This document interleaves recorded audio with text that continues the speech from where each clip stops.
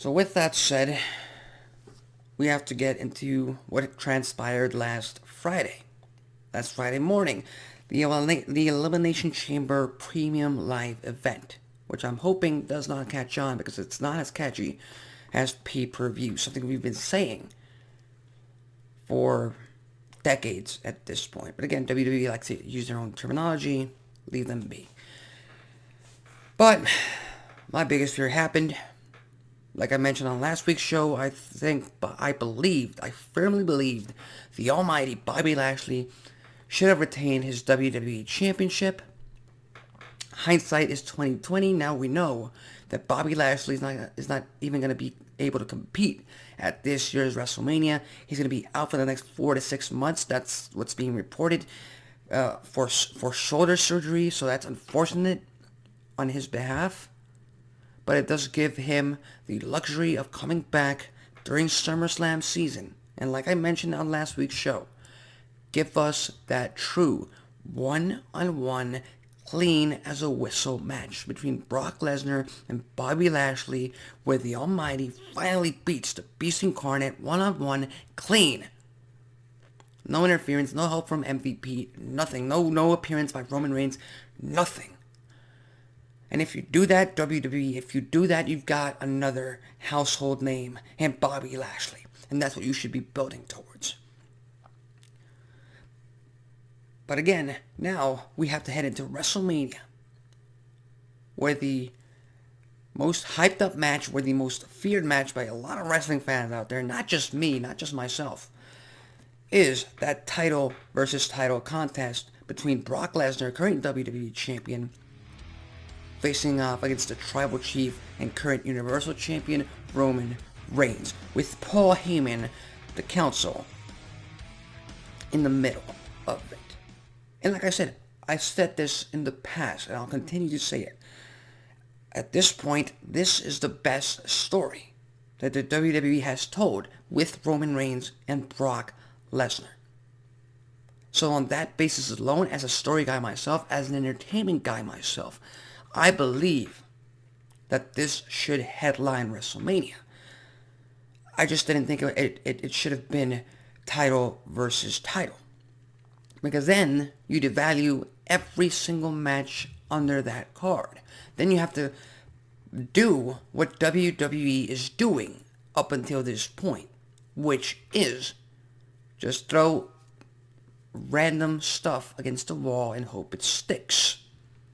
And come up with matches that have no build-up, that have no or little to no history over the past few months, over the past few years, and just throw him up against the wall, throw him up at the grandest stage of them all, WrestleMania, which is something you should not do because this is the Super Bowl. You should build up to it. I don't care if you telegraph the WrestleMania card years in advance. I don't care. I need storylines to get involved in these matches. And what they're doing right now, other than the main events, it's pretty lackluster. And like I said, this seems like a roadblock, like a pit stop to next year's WrestleMania, right here in Los Angeles, California. Doesn't mean I won't watch. Doesn't mean I'm not excited for the big title versus title match. I'm just saying WWE could have done a whole lot more. If you had that match be for the Universal Championship, and if you had, I don't know, Seth Rollins or even Riddle walk out of the Elimination Chamber as WWE Champion. You could have had Seth Rollins versus Big E. I'm telling you, like, I can't watch Big E on Friday Night SmackDown anymore. Going back to being a tag team competitor. Nothing against New Day, nothing against Kofi Kingston or King Xavier Woods. At this point in their careers, they should all be single superstars. They should all be, if not in the main event, they should all be at least close enough to the main event that they're not held down by the New Day anymore. So that really breaks my heart to see Big E, after all the work he's put in, back in that tag team division, along with Kofi Kingston, who suffered the exact same fate 2 years ago. So, that's just how WWE has decided to manage things, mismanage things in this case. Or you could have had Riddle win the WWE Championship, and then have Randy Orton turn on Riddle and have that be for the WWE title at WrestleMania. I don't really want another Randy Orton title reign, and I don't want RK-Bro to disband or break up at this point in time. They've just been so entertaining. It just cracks me up every time I see them on TV. So, I'm glad that didn't happen. Part of me is glad that didn't happen because, like I said, RK-Bro, along with Chad Gable, like, come on. Entertaining as hell. More of that on WWE TV. But again, WrestleMania card, looking forward to it because it's WrestleMania. I'm going to be watching. I'm going to be paying attention. But we'll just have to see. We have Bianca Belair, hopefully getting her big comeback, her big redemption against Becky Lynch at WrestleMania Saturday. Hopefully she gets her win back. The ESC gets her win back from her SummerSlam, and Becky Lynch puts her over, which is going to be really hard because, like I said, WWE likes to protect these kinds of stars. They like to protect Brock Lesnar and Roman Reigns and Ronda Rousey and Becky Lynch. They don't just throw around these phrases that, oh, this superstar hasn't lost since this point, since this date. They don't just throw that around. They say that. They inform you, the wrestling fan, of that with a damn purpose. So you know this superstar is a big deal. So that when they do lose, whichever the stage is and against whoever it is, it's going to be a big deal no matter what. But overall, over the next few weeks, going into March, heading into April, we're going to be talking a lot more about this WrestleMania card.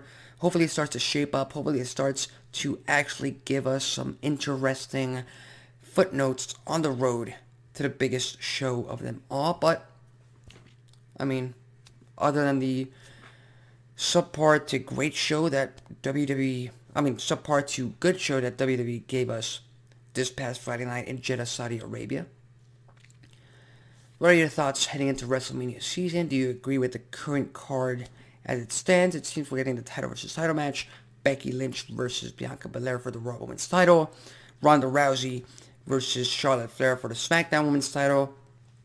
We're getting the Mysterios against Miz and the dashing Logan Paul. I like what WWE did there, and I'm just glad that they're actually portraying Logan Paul as the heel that he should have been last year instead of trying to force him down our throats like a babyface.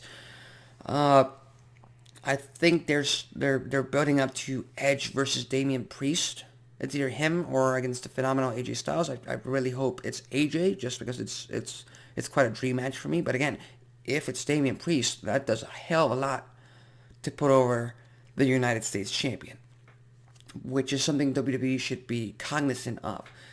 And if you're asking me, the U.S. title and the Intercontinental Championship should be defended at WrestleMania, no matter what, especially if it's 2 nights. All right? So with that said, what do you think of that card so far building up to WrestleMania 38 in Dallas, Texas? Leave your thoughts, comments, and predictions in the comment section below.